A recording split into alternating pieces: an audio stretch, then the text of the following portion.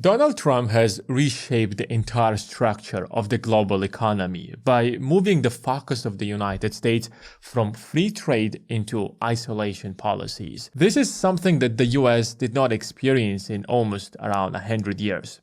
In fact, Donald Trump was inspired by William McKinley. William McKinley built his entire political brand on raising the tariffs to protect American jobs, wages, and industries, so that foreigners cannot come to the United States and take out the industries from US manufacturers, so that we can bring the jobs, raise the wages, and make America great again. Does that sound familiar? I mean, no offense, Donald Trump has himself multiple times mentioned that his favorite word on the vocabulary is tariffs, and he was inspired by William McKinley, and he does not understand why other presidents did not follow this strategy. Trump's tariffs shook the entire global economy, because the entire focus of the United States since 1940s was that we have to reduce the tariffs as much as we can, and we also have to convince other countries so that they could also reduce their tariffs, and free trade will dominate the entire world. Tariffs were never effective anyways.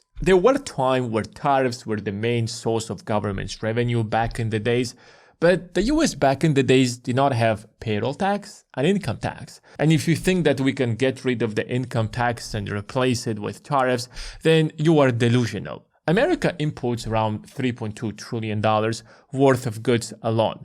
If we impose on average around 20% tariffs on them, then the government can earn around $650 billion. That sounds like a huge number in the beginning, but it will quickly shrink over time and dry up the government's budget. Because as exporting to the United States will become less profitable because there is a 20% tariff, that $3.2 trillion will quickly go to $2 trillion, $1.5 trillion, eventually $1 trillion, and so on and so forth. So the government's revenue is going to dry up. On the other side, when you have 160 million taxpayers who consistently pay income tax and payroll tax, that's much more sustainable for the US budget. On top of that, there is nothing that can be fully produced domestically in the United States. Screens are often produced in South Korea, rare earth minerals are being imported from China, and a lot of chips are being manufactured in Taiwan. So good luck producing anything fully domestically in the United States. And that's why the entire market crashed so much. But the real question is that, why is the market growing again? China has confirmed Trump's announcement that they have came with a trade agreement with China. Even though that we still don't know the details of this agreement, at least as of the time of this recording, by looking at history of Trump's deals, we can assume that it's not going to be very different. You see, this is not the first trade war that Donald Trump has started against China. The first one was back in 2017 or 2018, and it lasted for much longer. The accusations against China were pretty similar, that China does not buy enough from the United States and they're not protecting US intellectual property. China agreed to buy $200 billion more of US goods in over 2 years, and also strengthen intellectual property to protect American companies and their rights in China, and allow American companies to deeply integrate into China, especially the financial services. The problem with the first trade agreement was that it was not like a formal agreement. It was simply commitment from China. Nothing exactly was signed, so China wasn't obligated to do that unless they would actually simply honor their word.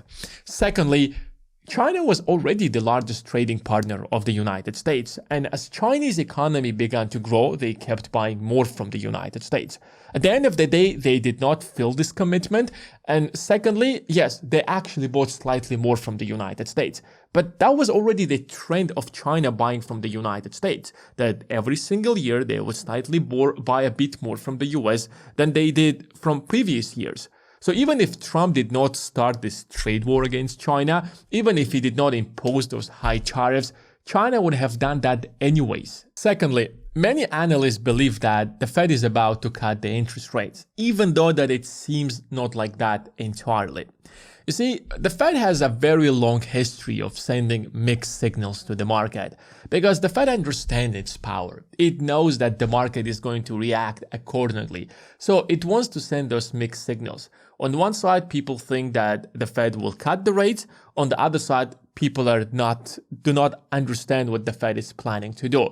And that confusion in the market leads unexpected decision by the Fed. Let me give you an example. Back in 2020, when everybody thought that inflation got out of hand, the Fed did not hike the interest rates. In fact, the Fed waited until 2021. And throughout the entire 2021, as everybody was thinking that inflation is getting out of hand, when the Fed will hike the rates, it only happened in the first half of 2022. Now, the same thing happened back in 2024. Nobody thought that in 2024 that the Fed will lower interest rates. And then suddenly, at the end of 2024, on 18th of December, the Fed lowered the rates by 25 basis. And right now, as if everybody expects that the Fed will keep the rates high in order to tackle inflation and wait for more clarity from the White House policies, maybe suddenly it might be in July, it might be in September or October.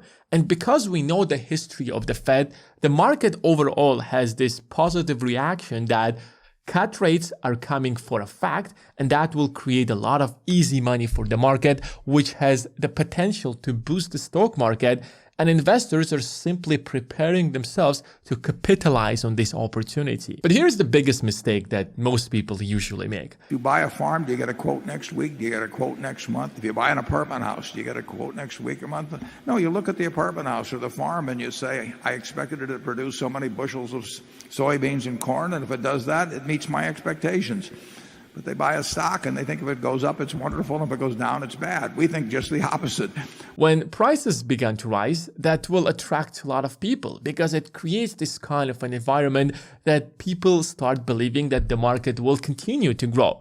It's very difficult to sit and watch how everybody's making money while you're not in the market. So you jump in and you want to start investing as well. Now, media coverage does its role as well because it creates this sentiment in the market that everything will continue to grow. And as more people began to buy more stocks in the stock market, it will create this self-fulfilling prophecy of keeping the markets to grow. But there are professional investors in the market. They know how things work. The moment it hit the top, it is going to crash because those investors who know how to value stocks, they know that the market is slightly overvalued and it's time to sell their stocks, and the market crashes. Now, the exact opposite effect will happen here again. People will start cutting their losses. They will instantly selling their stocks.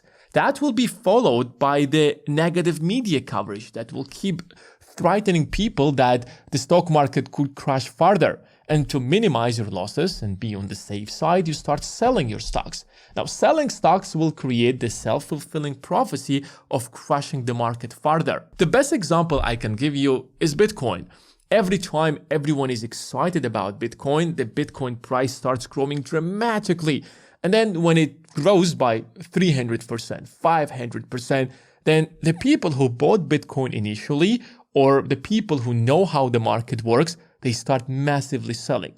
Then everybody else who is not very good at the stock market or at investing in anything, they will start selling as well, and the market crashes. I'm not saying that you should avoid the stock market and you should not start investing now, but these are some of the best lessons that I have learned over the 10 years that I have been in the stock market and carefully watching some of the best investors out there.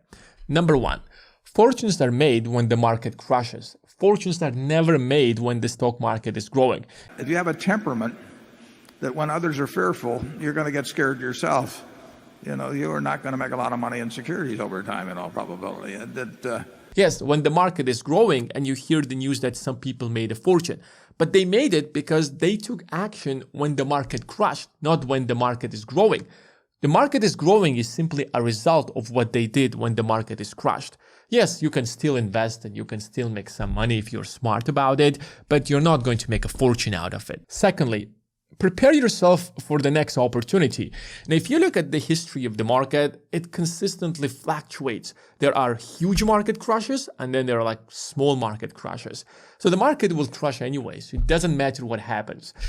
Over time, over a long period of time, the trajectory is very clear that the market keeps growing. So the best time to start buying is when the market crashes and not right now when the market is growing.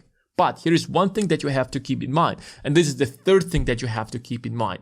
If you're dollar cost averaging, then stick to your own strategy. Dollar cost averaging is consistently buying the exact same stocks that you plan to do over a long period of time. Let's say every single month you drop $1,000 or $500 on the S&P 500. Yes, you're not going to buy the stock when it's at its lowest point every single time, and you're not going to buy the stocks, or you will buy the stocks sometimes when it's at its peak, but overall you're going to average it. And historically, we know that you can make anything between 8 to 10% anyways. And timing the market is impossible anyways. However, it doesn't mean that you should not buy stocks when the market crashed and the market is presenting you really great stocks at a huge discount. So as we are entering this period where the market keeps growing due to the reasons that I have explained in this video, I want you to be very, very careful. And if you haven't made your first $100,000 in the stock market yet, then make sure to check the first link in the description of this video. That's it for today. Thanks guys for watching, and I will see you in the next one.